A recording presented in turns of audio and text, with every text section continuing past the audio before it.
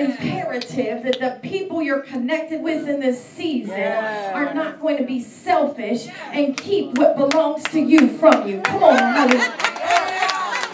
hallelujah.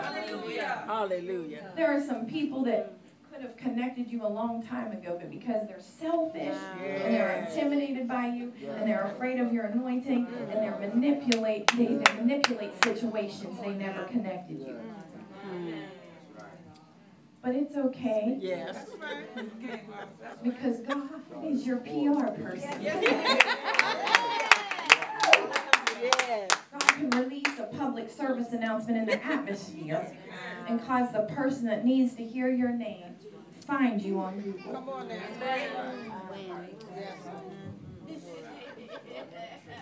I hear the sound of my setup. I'm closing and I'm going to minister tonight to some people in here. Amen. Why did I preach this? Because I believe that many people, and maybe not in this church, but many people, I've had this scripture for years. I've never preached that particular word right there.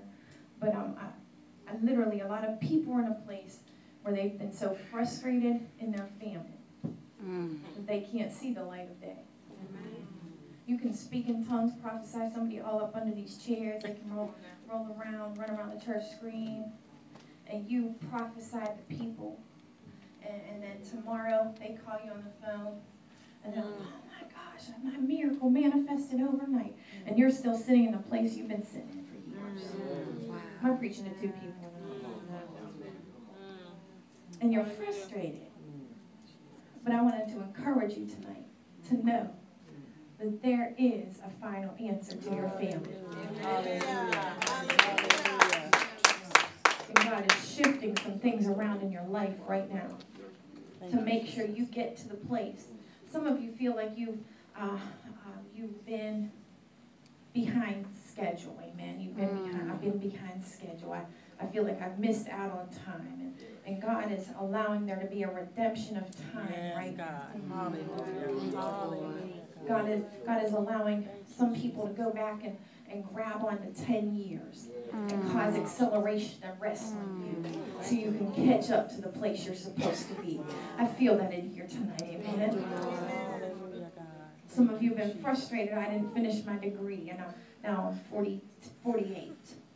And God is saying, go back and nothing will be missing, lost, or broken in your life.